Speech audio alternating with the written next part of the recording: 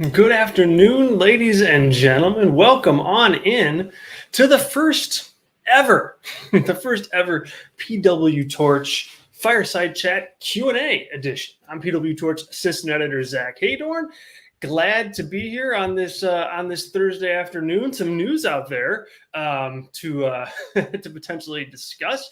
Tony Khan just wrapped up his Ring of Honor Death Before Dishonor media call with the wrestling media, and always a good time to kind of hear what Tony Khan has to say about his pay-per-view events and about what and about just kind of what his vision is and where his head's at on some of those things. And so we got a full report up on that at pwtorch.com right now. So you can go there and read Sean Radican's full report, and it breaks down almost all of his answers to almost all of the questions, including one from Sean that was pretty pointed and really good. So I encourage you to go there. But hey, we're here today, Fireside Chat Q&A, first ever. We will be here tomorrow live at 4 Eastern for the regular episode of the Fireside Chat with Tyler Sage. We will do our full show as usual, so make sure that you are here checking that out. We are live. So drop your questions, drop your comments in the comment section. It'd be great to kind of get those rolling. I know it's a first time show here, but don't be shy. Drop your comments in the comment section, and we'll try to hit as many as we can. We'll start things off with a Twitter question from Patrick. And Patrick goes, "Hey, Zach, here's one question. Assuming you can't change the day and time, what are 2 to 3 things you would offer up as improvements to Rampage?" Interesting question there, Patrick. Thank you. So Rampage is interesting. And I think if you can't change the time and you can't change the channel or any of like the logistical stuff, there's really I guess there is probably one for sure thing that I would change, but I'll kind of stretch with the second one. But the first thing I would change is I would have angles play out on the show. I think too often you get matches set for that show on AEW Dynamite or announced, during the week on social media or on Twitter.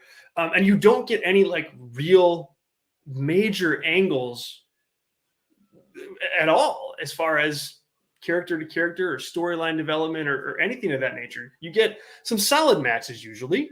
And you get a backstage promo or a backstage vignette or some sort of video montage or something, but rarely do you get an angle on that show that's driving a story in any way, really. And so I would flip that around. I know that you don't have a huge audience on Rampage anymore. We've seen that audience, I don't want to say fall off a cliff, but just get smaller and smaller as Rampage has existed. And I think part of the reason of that is because you know what it is at this point. It's not must-see TV because you're not going to get that kind of angle to hook you. And I think the audience knows that at this point. They know that if they're around on a Friday night and there's a good match there or a match that is talked about during the week, because it's usually a tape show, okay, maybe they'll, take a step back and hang out, throw that on, at 9 o'clock. But AEW has not cultivated an environment where you need to watch that show because you need to watch it, because you need to see things play out in real time. And I think that's real easy. I mean, maybe you're not going to put on some, big angle with your world champion, or are you going to put Kenny Omega's return match on AEW Dynamite? Probably not, right? That's probably not going to happen. And it shouldn't happen. It doesn't have the full the full audience that AEW has there. So you don't want to put your biggest stuff, but you don't want to put nothing on it either. And so I would absolutely start figuring out, all right, can we do an angle with Wardlow? Can we do whatever Adam Page has going on right now? Why, do that angle, that silly little angle with the Dark Order yesterday on Dynamite. do it on Rampage. It's not a great angle, but at least it's something. At least it's some kind of storytelling to make that program just feel like you've got to see it. And I think not only it'll take a while. I don't think it'll turn the tide of Rampage overnight, but I think if you start laying that foundation in now, you'll start building an audience that really believes that they need to come back. And I think that's the point in the end. The second thing, just so I can deliver on your question, Patrick, is I would try to change up the look and feel of the show. Rampage and WWE does this too with SmackDown, and a little bit of a different situation because SmackDown is such a brand that's well defined at this point. It's been around forever. Rampage hasn't, and it looks an awful lot like AEW Dynamite, like that presentation. Like the pyro is even the same. Obviously, the stage is the same. You got a majority of the same announcers there. The ring looks the same. The audience is lighted the same way. So I just would try my best to try to figure out a way to present a little bit of a different vibe, a little bit of a different aura, so that it doesn't feel like the B show that it is right now. And that's what it is. I mean, I know Tony Khan doesn't want to come out and say, hey, AEW Rampage is our B show. He doesn't want to do that. He's not going to do that. But the proof's in the pudding. It is that. And I think you can freshen that up a little bit if you just kind of change the look, the feel, the tone, the tenor to make it stand out as its own thing. And you put that together along with stories that progress on the show, and I think you've got a formula to increase your viewership and keep your viewership higher than it is. Thank you very much, Patrick. Really, really appreciate it. We got some questions coming in here on the chat. Thank you, Zach. Thank you, Azan. We'll start with Zach's. Good question. How would you book Becky Lynch's babyface turn? Zach, I know you've been high on, or down, not down on the heel work that Becky's been doing, but down on the fact that she is a heel, period. And I totally can sympathize with that opinion for sure. How would I book her babyface turn? It would start, whatever it is, next Saturday at Summerslam. Like, that's when it would start for me. I think you're in a position there where you want to put Bianca Belair over in the end, because I still think she's a priority. And because she's a priority, and because Becky has very big things on the horizon, let's assume Ronda Rousey. And really, my analysis here and how I booked this is with the end game in mind, that they're going to do Rousey versus Becky Lynch at WrestleMania in LA next year. And so if that's the end point, I start at SummerSlam in a couple weeks, and I have Becky Lynch lose to Bianca Belair, lose straight up. And no like silly like protection, no weird finish, but just, hey, Bianca was the better woman on that night. And then I think you kind of do the respect angle afterwards. Like, I don't know if it's not like a loving embrace Becky and Bianca have, but it's just like it's a handshake. It's a recognition of, and maybe even like a begrudging handshake from Becky to Bianca, but a recognition nonetheless that, hey, you beat me clean. You were the better woman today, but I'm gonna get you later though. And I think if you establish that, and you establish Becky kind of pivoting a little bit and showing kind of that babyface side of her, you can get her going again as a good guy on your show. You can have Bianca and Becky team up together. You can have them stay totally far apart, and you can have, each of them go their own separate ways. And I think from there, you're on this journey now of Becky Lynch back to glory, pretty much, and building back up to that match with Ronda Rousey. So to me, at that point, then, she's winning from then on. She kind of starts at the bottom. Maybe she beats a Doudrop, or she beats Alexa Bliss. Maybe she goes on and feuds with Bayley or somebody like that who comes to Raw. And then you go through the winter. I think she wins the Royal Rumble. And I think she challenges Ronda Rousey.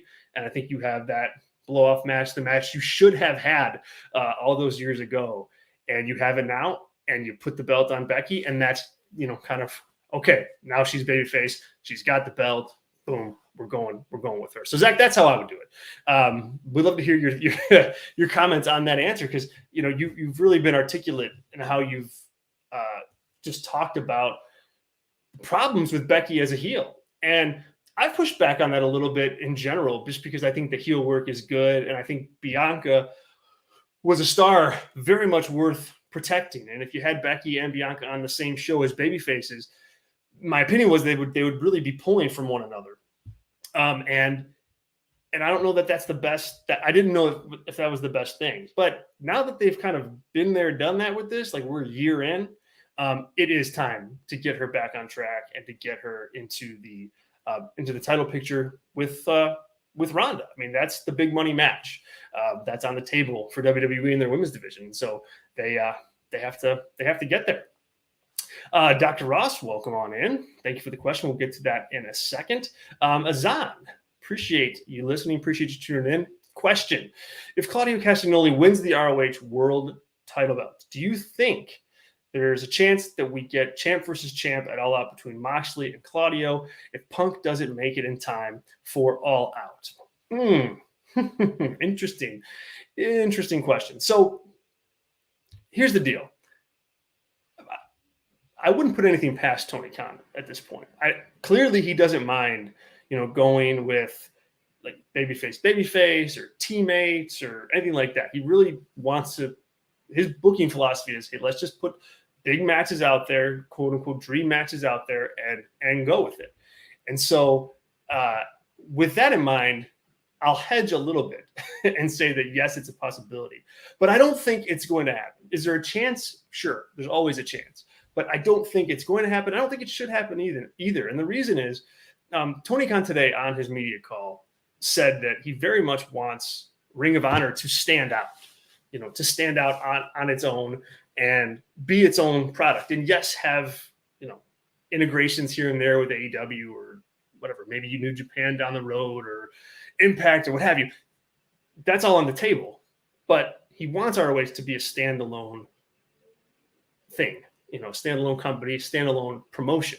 And to do that, I think you really need to have two strong champions. And it's very early in like the rebirth of Ring of Honor here. And so if Claudio wins the ROH World Championship and then has to turn around and do a job for Jon Moxley right out of the gate, that defines the Ring of Honor champion as less than the AEW champion. And I think there's an argument for wanting to establish that because you want that AEW title to mean more than the Ring of Honor World title, but it's probably too early to do that as you're trying to attract attention to Ring of Honor and you're trying to introduce people to Ring of Honor. You're trying to get companies and platforms to want to have Ring of Honor TV or streaming on their services. And so you don't want to define that down right out of the gate. So I don't think that's going to happen. Again, I don't think it should. The other thing is, they're both Blackpool Combat Club. And that faction is pretty hot right now. And why put them together? Why have them feud? Even if it is like, hey, we're going to see who's best. I just think that it's a little bit counterproductive on multiple levels. So Azan, it might still happen, but hey, I would say probably not. I think for All Out, you're looking at either Moxley versus CM Punk, the unification match, if Punk's ready to go. And if he's not, I gotta wonder if Chris Jericho is in play for a title match at that pay-per-view. And I'm not advocating for this because we've been there, done that with Jon Moxley and Jericho too. But the win over Eddie Kingston yesterday on Dynamite is it's surprising because it's like, what sense does that make? You have a barbed wire everywhere match. Like, where do you go from here? Like, what other stipulation can you put on another match between those two? And I don't know what the answer is. And so to me, this can be viewed as a move of like, hey, we don't know what's going to happen with Punk, right? We think that's the plan. We think it's Punk versus Moxley, but we're just not sure if he can come back and if he can make it at that time, if he can make it back in time. So we have to have somebody else waiting in the wings. I would go about it differently, but to me, that win tells me that, hey, that's potentially on the table in terms of what Tony Khan is thinking to kind of protect himself, to make sure he has a main event for All Out that's worthy of it. I would argue, I think that it's not, that Jericho versus Moxley is not worthy of that spot, but hey, Hazan, that wasn't your question, so right. Appreciate it, Hazan. Thanks as always for tuning in and listening to us. Hopefully all you guys check out the show tomorrow when Tyler and I hop on and talk all the crazy news of the week and do a little Ring of Honor preview as well. All right, we'll go next. Let's see. We'll go back to Twitter here, and let's see. We'll see what we can do and answer some Twitter questions. Let's see. All right. Well, this one's from Sean. Sean says, who needs to win more, Riddle or Seth at SummerSlam? They haven't built the match very well, and it's tough because both guys really need a boost. Boy, isn't that the truth? Thank you, Sean. Really appreciate you submitting your question on Twitter. Very much appreciated. Thank you. So who needs it more? What do you guys think? Dr. Ross is on. Zach, chime in, let me know. Riddle needs it more. I mean, plain and simple. He just does. Seth is a bit of a made guy at this point in time. I mean, he really is. Like he's a guy that I think that just is made. He's a made guy. Like I don't think he can get any higher with his current gimmick. I don't think he can get any lower on the card because of the fact that he's Seth Rollins and he is what he is. And so, when you look at it through that lens, that hey, Rollins really can't go anywhere else. He is what he is. I just think giving him this win over Riddle, who is still very much in his in his kind of infancy as far as potentially being a top star for WWE, and that's the key here. Like if you ask me, like it's about who is in the position to give you more, in the end, who's in that position, who can do that for you. And to me, that's Riddle at this point. Like for better or worse, Seth Rollins has been not, he has not been like a centerpiece guy for a really, really long time. And that's just one of those things that you don't want to keep feeding that if that's what he's going to be. Like if he's going to just settle in to his role as upper mid card guy, and that's what he's going to be, and that's all he's going to be, then I don't think you sacrifice Riddle, who has more potential right now, to accommodate that.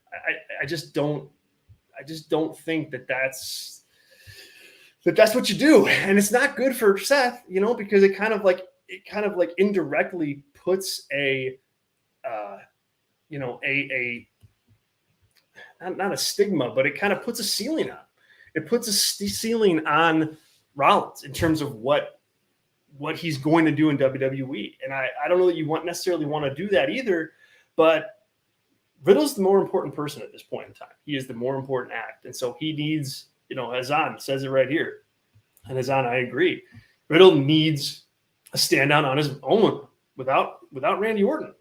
Couldn't agree more. I think that's absolutely what he needs.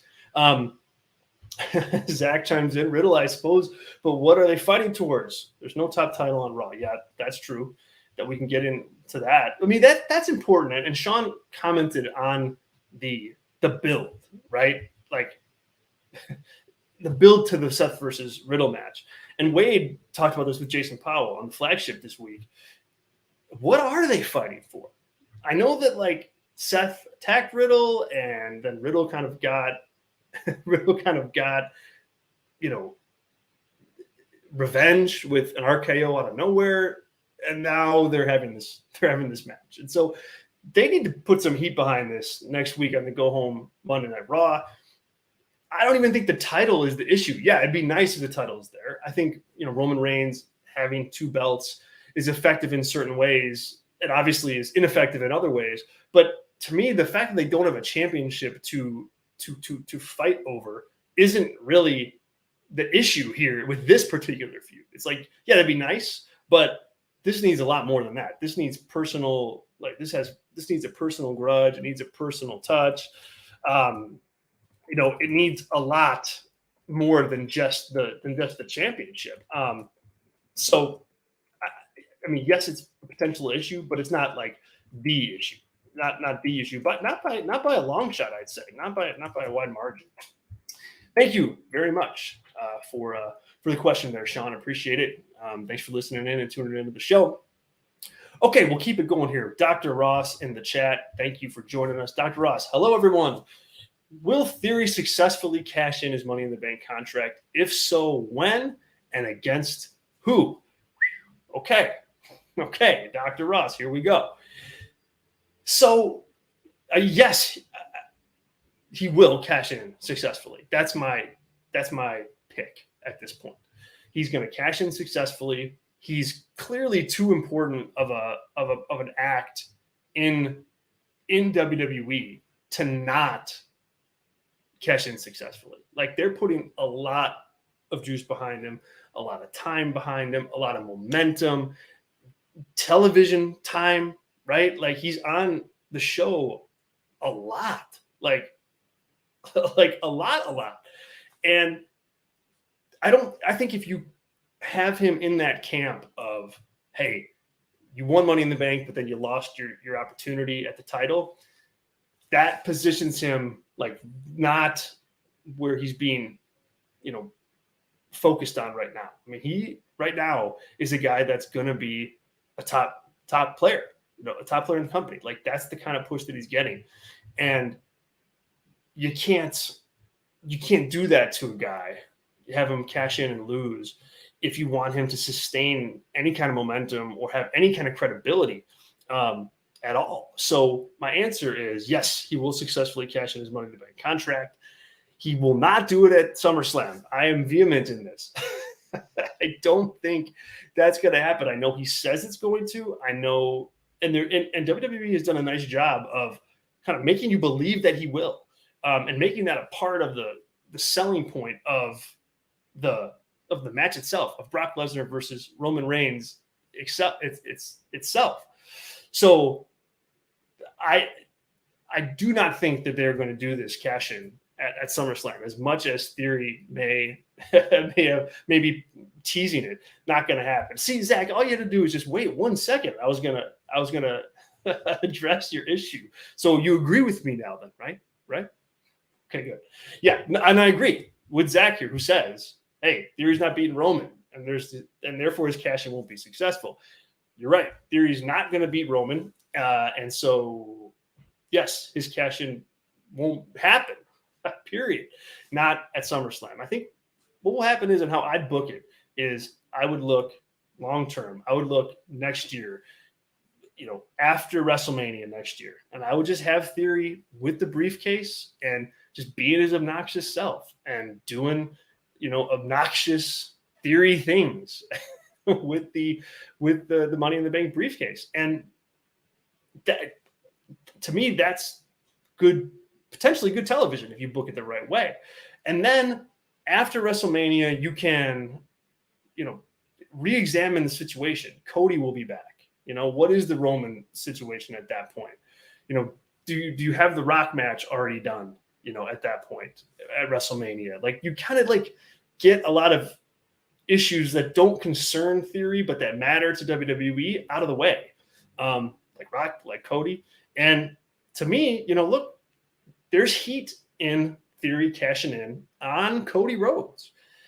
That, I think, has some business in it. Some big time business. You can put Cody over at some point. Maybe he goes over Roman Reigns. That makes sense. that makes sense if you can't get The Rock at next year's WrestleMania, right? Cody versus Reigns night 2. It's a big time match. You do Becky and Ronda night 1. 2 suitable main events for WrestleMania. Next night on Raw, if Cody finally makes his comeback, climbs the mountain, and wins the title, and then loses it to Theory, like, there's some heat in that. Like, there's big business down the road. You can do rematches, and then Theory's a made guy, and he doesn't have to pin Roman Reigns. Because I'm with you, Zach. Like, there's equity, there's big business in pinning Roman Reigns at this point for whoever does it, and so you got to protect that. You got to protect that really, really efficiently.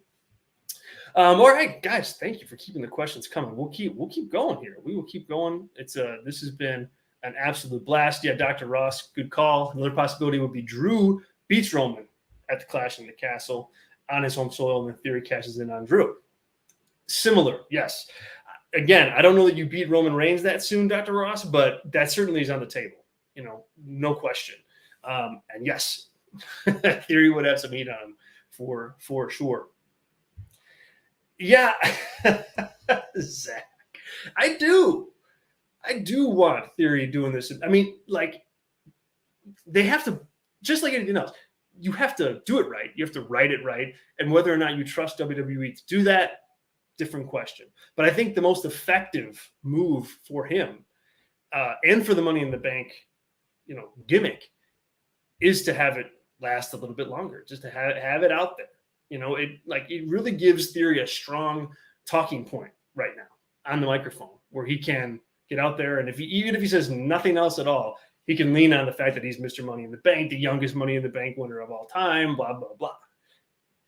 So maybe it gets a little obnoxious, yes, but I think you'd have to go into it thinking like, well, that's the point, right? Like, that's kind of the point. That's why we're doing it. Good stuff, Zach. Appreciate it. All right, let's keep going with the questions, and we'll go now to Azan has another question for us. Do you think HBK is doing a good job with NXT 2.0? Whew. Azan with what is surely to be a polarizing answer here. Man, on the surface, I think I'm going to answer that question with a yes. A yes with a caveat of his hands are tied. It's not, he's running it and he's writing it and, I think he's booking it for the most part, but he's not in control of what the vision of NXT is. Like, that's very much out of his hands. Vince McMahon, Bruce Pritchard, etc. It's a lot more of a main roster type product than NXT was in the past. And so HBK, even though he's running the show, has to fall in line with that vision, or else he won't be running the show anymore. So when you analyze it from that angle, yes, I think he is doing a good job. I mean, I think you're seeing stars get made. You're also seeing some big, whiffs and misses, like the good. Solo Sikoa, Carmelo Hayes, Braun Breaker, 3 right there, like really good kind of talent that are performing good enough on NXT 2.0 where you can see that their trajectory is going to land them on the main roster in a pretty solid position at some point, I would imagine. Then you have a tier below that, and it's like you got the Creed brothers, a tag team that's there, that's doing stuff, that's going to be able to fill lots of time on Monday Night Raw and have good matches. That's a valuable piece. You've got Pretty Deadly, same boat as the Creed brothers, but just on the heel side of things. That's a really effective WWE act if you think about it. I mean, it's really they will be successful on the main roster. And then you go further down. You've got Cameron Grimes, who I see as a potential Sami Zayn type talent on the main roster. Not going to be a guy that gets the world title. Not going to be a guy that Vince McMahon straps the company to. But he can be a guy that is well-rounded. He can do comedy. He can be serious. He can play the underdog. He can do lots of stuff. That's valuable for Vince McMahon on the main roster. It just is. Roxanne Perez, another top level talent, I think that's gonna just thrive on the main roster. I mean, I think like she's again a prototypical star for WWE. And she jumps off the page as somebody that fans will want to get behind. I think Cora Jade has shown some range. As a babyface, I thought she was real flat. I thought she was real flat. And like you couldn't really buy anything that she was selling as a babyface. But this week, her promo, I think she turned it on a little bit, started to find her voice. Like that can transition to the main roster. So there's a lot of good there. You know, there's not a lot of great. It's solid. It's okay. It's very much developmental. Like I don't think WWE's looking at this brand as like, hey, we need this to be something bigger. You know, I think it's serving its purpose right now. What we'll have to see in terms of the effectiveness is,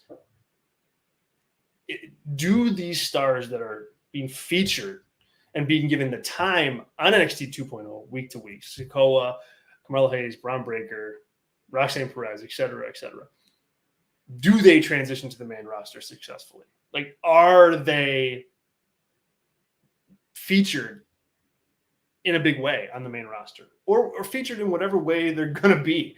Like, is Braun Breaker going to come in, you know, like Karrion Kross? Or is he going to come in with a lot more buzz and a lot more anticipation because Vince McMahon helped handpick him as somebody that he wants to be featured in NXT 2.0 so that he's ready for the main roster? We haven't seen that yet. We haven't seen that transition yet. We just haven't seen it happen, and it's coming. You know, I think, you know, Solo Sikoa is inching closer and closer. He's been one of the best guys on that show. If you haven't watched NXT 2.0, he's I think him and Carmelo Hayes are the reason to watch that show. Like, they're top level talents. I mean, they are. They're getting it. It's clicking. There's an authentic reaction to them. Braun Breaker's coming along. It's not quite there with him as it is with those other two, but you know, it's there. There's pieces. And then, of course, there's the not so good either, you know, on this show. You know, the stuff that they've done with Lash Legend, I don't think has been very effective. Tiffany Stratton is somebody that is out there looking like, you know, like she's playing wrestler and that she's thinking through the steps. All right, I'm going to stand here, then I'm going to stand there. I'm going to stand here, I'm going to stand there. Nikita Lyons, I know there's people that are high on her, but I very much think the same of her. Is like, there might be some potential there. She's got a personality. She's got charisma, but she's still so green. And you can just see the gears moving in her head of like, this is not natural for her yet. And that's a problem. You know, will it click? I don't know. You know, if she's the bar of like, hey, we got to get our talent here before they go on national television, well, then yes, I think you do have a problem, because that means there's a lot of people at the Performance Center that are not progressing at a quick enough pace. So that matters. Joe Gacy is another guy who I think, like, what is he? You know, I mean, that's just a miss of all misses as far as a character goes. It's like 1 minute he's kind of like the supernatural guy, the next minute he's like this PC guy. He's got like guys in cloaks. Like, it just is all over the place. And it's not working. It's not clicking. And he's not delivering in the ring either. So there's degrees of good. There's degrees of not working. And I think for HBK, to me, that's kind of the point, right? You want to find out what you have. I mean, we've seen more new talent go on NXT 2.0 in the last year than we've seen on NXT in forever. There's so many new faces, some that we've seen and some that have gone away. Duke Hudson, very prominent at the launch of NXT 2.0, and now essentially just a jobber on the show. You know, they tried it. It didn't work. They kind of scaled them back. And I think that's what you're going to continue to see on that show. Zach, yeah, not disagreeing. Yeah, HBK's hands are tied for sure. Whether or not the show should be on national TV or not, different, as I just said. Depending on the segment, I would agree with you. A lot of the women's division matches are not good enough to be on national TV, without question. But there's some stuff that really is. The Carmelo Hayes stuff is. The Grayson Waller stuff is, as Zahn points out, potential future world champ could be. He's thrived too. And so, yeah, there's just different degrees. There's just different degrees of what's going on. And that's that. Another NXT 2.0 question from Zach. So what gives you faith that Roxanne Perez or any woman will thrive on the main roster? You saw that 6-woman tag. Carmella's characterization has gotten even more shallow, and Sasha got forced out. Yeah, so this is what I mean. Like, we don't have right now that kind of proof of concept that if you make it in NXT, you're going to for sure make it on the main roster. That's not there. However, Zach, I will say that the 6-woman tag you're talking about in particular was, bottom of the card stuff for the women's division on Raw. WWE usually takes care of the top of their women's division. Charlotte, Bayley, Becky, Sasha at the at one time or another, Bianca now, Rhea Ripley even, Alexa Bliss at a time. So at the top of the women's division plays out a lot like the men's division, where there's focus on those top stars, and then there's a very, very big and kind of obnoxious drop off to the to the bottom of the card. So if Roxanne is like brought up to the main roster with it in mind that, hey, she's going to be at this level, like she's going to come in at a Bianca level, then I think she'll be taken care of. I think she'll be just fine. If she doesn't, then that's a different story. She's got some work to do as far as that goes. Great question, Azan. I like talking NXT 2.0. I think it's an interesting show to analyze. It's not always the most entertaining show in the world, period. Because as Zach said, like it's not suited for national television sometimes. Sometimes the talent on there is not ready to be there. And that leads to bad TV, but there is some good stuff there too. Yeah, no, it's not that the top of the card doesn't matter. And I wouldn't say that like Alexa Bliss has been treated like absolute garbage, Zach. She was in that 6-man tag, and she's not treated like garbage. She's had, first of all, I think she makes a lot of money, and she's had a big run with the Fiend and all that stuff. But the rest is like, just because you're at the bottom of the card, I don't think that means you get treated like absolute garbage. Not everybody can be at the top of the card. So you got to pick, you got to choose. And, Doudrop, I think she's very talented, and I think she's underutilized. And I think the name just hurts her right out of the gate. And I think the gimmick with Eva Marie at the beginning hurt her right out of the gate. But, you're going to have tiers, regardless of period. You're going to have those tiers. That's it. And I just don't think that it means you're being treated like absolute garbage. It just means that you're not in the main event, and they don't have huge plans for you. Swig of LaCroix. Let's keep going. This is a blast. Dr. Ross with another question. Let's see here. Why are WWE trying to turn Logan Paul? Boy, this is the question of all questions. I don't get it, Dr. Ross. And the thing of it is, it's like, hey, Logan Paul has made a bunch of his money being this kind of like unlikable, arrogant social media guy. Like that's his gimmick. I don't know if he's like that in real life. Who knows? He might be, but I don't know. Maybe he is just like this great guy who who at his core is just such a good dude. I don't know, but that's not the personality that he plays on his content. It's just not. He definitely leans in to being obnoxious and to being a heel. Like, and it seems like it comes super naturally to him too. So the only answer is that he wants to be a babyface. Like, and I think you hit the nail on the head, Dr. Ross. You answered your own question the same way I would. I think it's because Paul wants to be a babyface, wants to be cheered. And ultimately, I don't think WWE cares about the reaction that he gets. Like, I think they just placate him and say, hey, yeah, sure, yeah, we'll push you as a babyface, you know, whatever. And I just don't think they care. I think the value in Logan Paul is not that he is like reacted to in the right way. That's not the value. The value in him is that he's on the show, that WWE does business with him. And because that, I mean, that's really the only value. He's not driving eyeballs. Like, you know, yeah, Raw had a slight increase in viewership this week, but it wasn't significant. And so, you know, I don't think they care. You know, so they just say, yeah, sure, you want to be a babyface? Fine. And the crowd's going to react how they're going to react. And WWE has already laid a foundation of, hey, that's okay.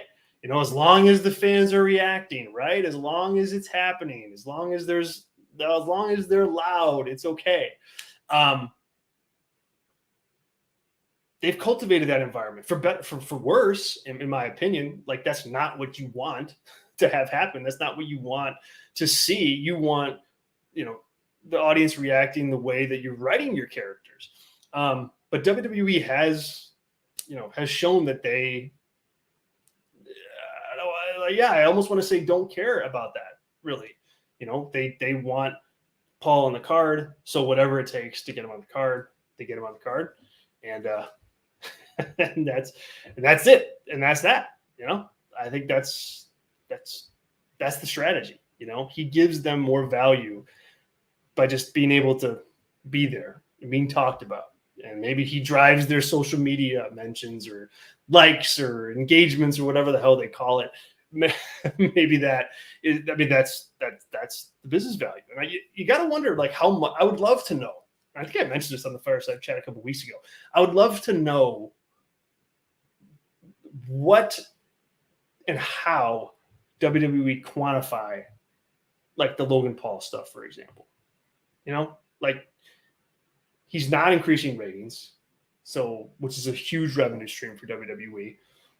But they love social media. They love their YouTube stuff. They love touting those metrics. And so somebody at that company must be able to quantify that, hey, Logan Paul means business.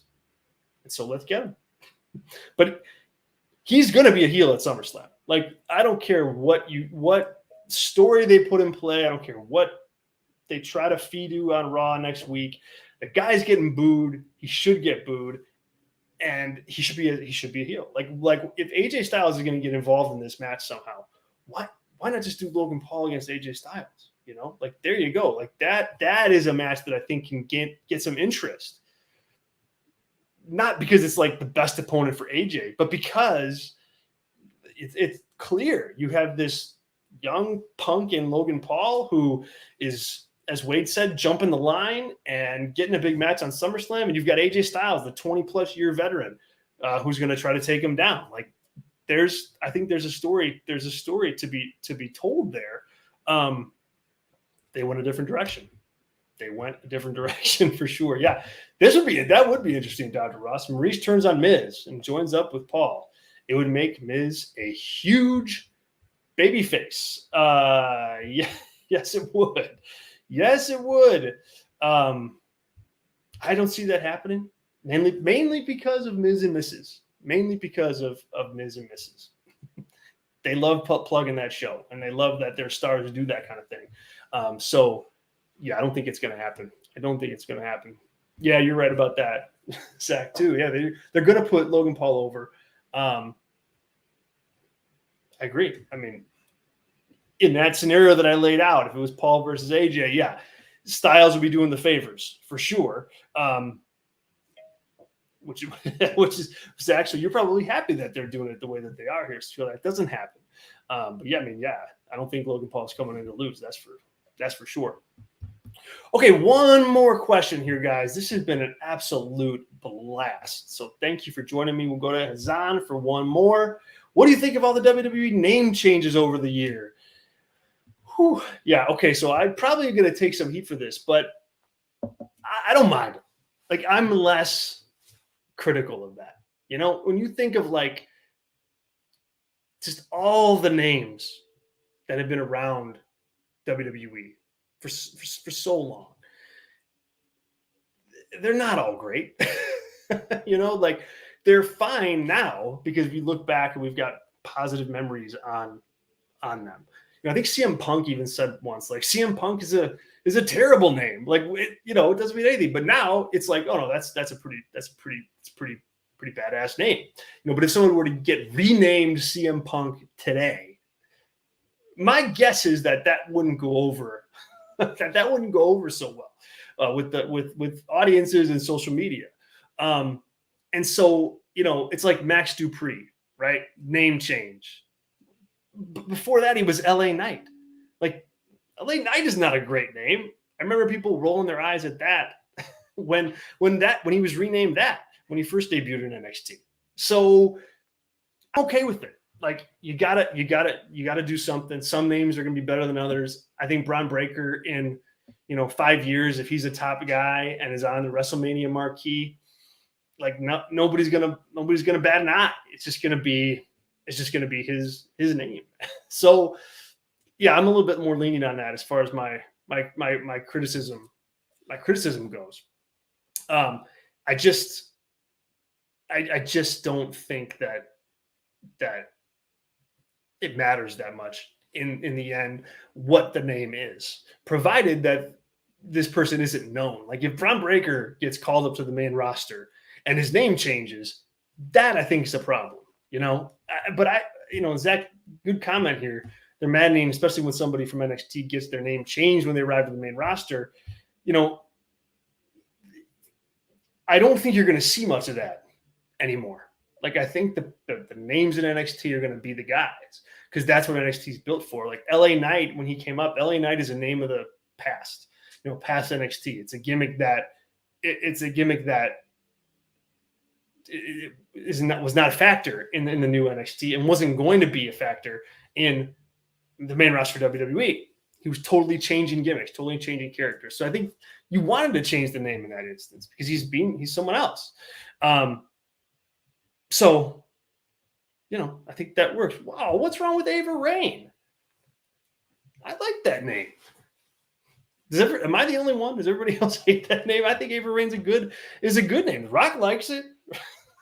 He's biased a little bit, but he definitely likes it. But yeah, to answer your question, yeah, I get it. I get it. There's some hate, but I think if you look at what WWE is trying to do from a business perspective, they want to own all the property around their brands and around their stars. And so the only way to do that is to give them a new name and give them a new gimmick and then to market that. And that's what they're going to do. I think, Zach, your problem is going to be cleaned up. It is pretty much cleaned up now. Although maybe Cameron Grimes could be in for a name change. So Zach, in a couple of weeks, if Grimes goes to the main roster, we may be having another discussion about another name change from NXT. But I think for the most part, they're done. Like they've circled through all that old NXT talent. The guys who are going to be called up next are guys that were rebranded already or didn't even have a name, at all. Like, Braun Breaker had one, but not on television. So, I think that's in the cards. And so I think, it's going to happen though. It's going to happen. Sorry to say, folks. It just is. That's what WWE does. Man, you guys, this was a blast. This was an absolute blast. We will definitely do this again soon, really, really soon. If you want to keep the questions coming in for the next Fireside Chat Q&A, you can hit me up on Twitter with them at @ZHeydornTorch. That's at ZHEYDORN Torch. I'll make sure to save them and get to them the next time we do this, maybe next week, maybe the week after. We'll have to see. But we will definitely do this again. So Kazan, Zach, Dr. Ross, best friends, really appreciate you joining. Really appreciate you joining.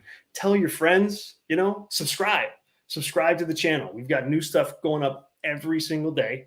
We've got interviews with Josh Alexander up on the channel. We've got interviews with Eric Young, Deonna Purrazzo, and so on and so forth. There's a lot of stuff to check out. We update it regularly. So please do us a favor, subscribe to the channel, like the videos.